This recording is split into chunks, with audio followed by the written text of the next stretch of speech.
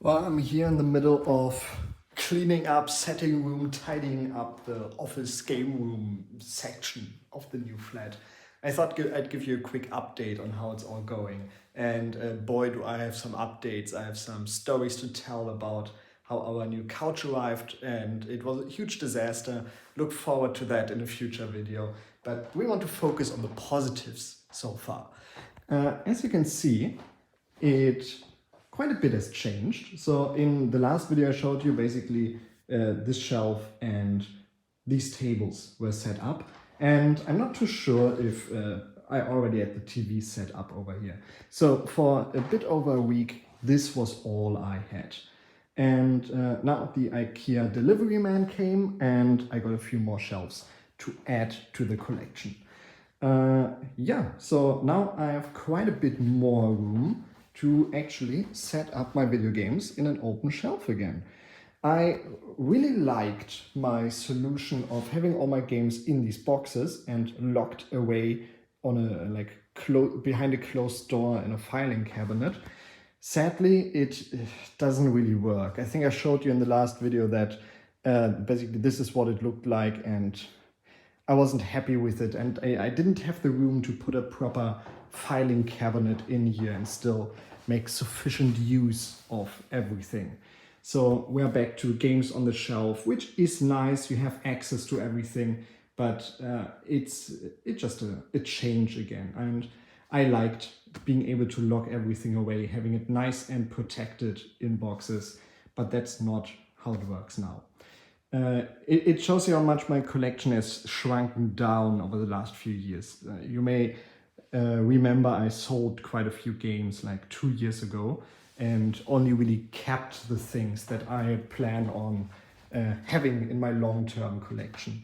There are still a few things that need to go in the future. For example, I don't need Red Dead Redemption on the PS3.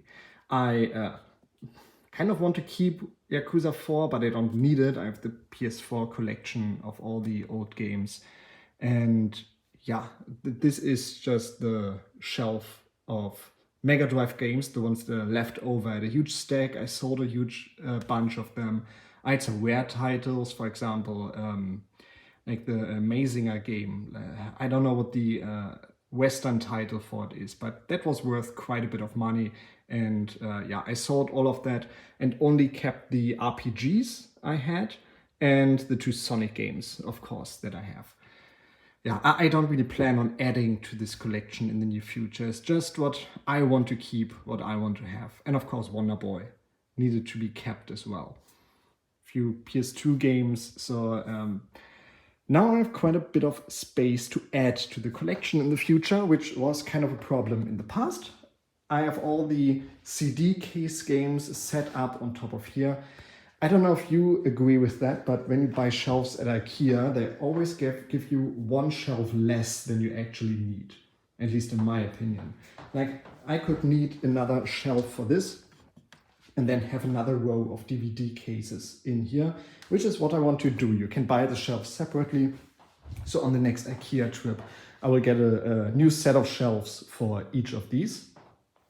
Right here, you have a few consoles set up, and my plan is, of course, I would like to have all the consoles set up and ready at a push of a button.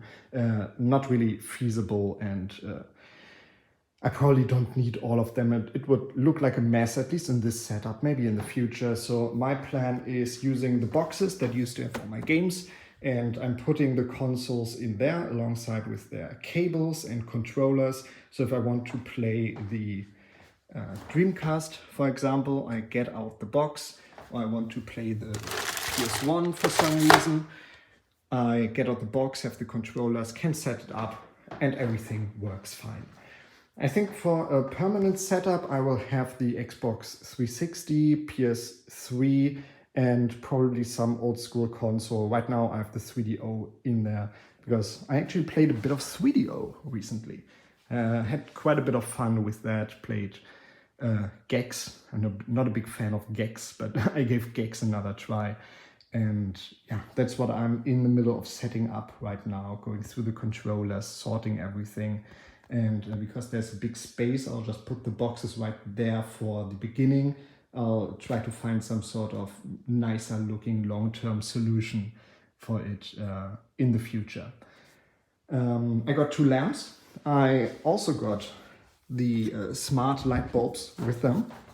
Like the IKEA is enough for me. I don't need the Hue light bulbs. So now I can set up the lighting, make it nice and moody at night to play some games. Or have it actually bright if I need, I don't know, bright light for anything. So yeah, this is the couch thingy that I ordered. It's not really a couch. It's like just like a thing. It looks like I'm at the psychiatrist's office or something. It's just something to lie down on. It's like I need a few more pillows to make it worthwhile and make it more comfortable, but that's for the near future as well. There's quite a bit of room down there. I'll probably again put my game console boxes in there or something. That's what I did with the old couch. I had that room down there. Usually you put like your bedding in there.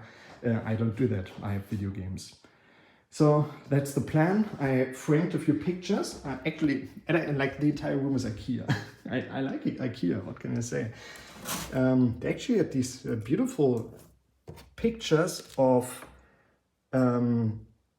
like drawings, like scientific drawings, or yeah, scientific, it's like in an encyclopedia or I don't know, some textbook of plants.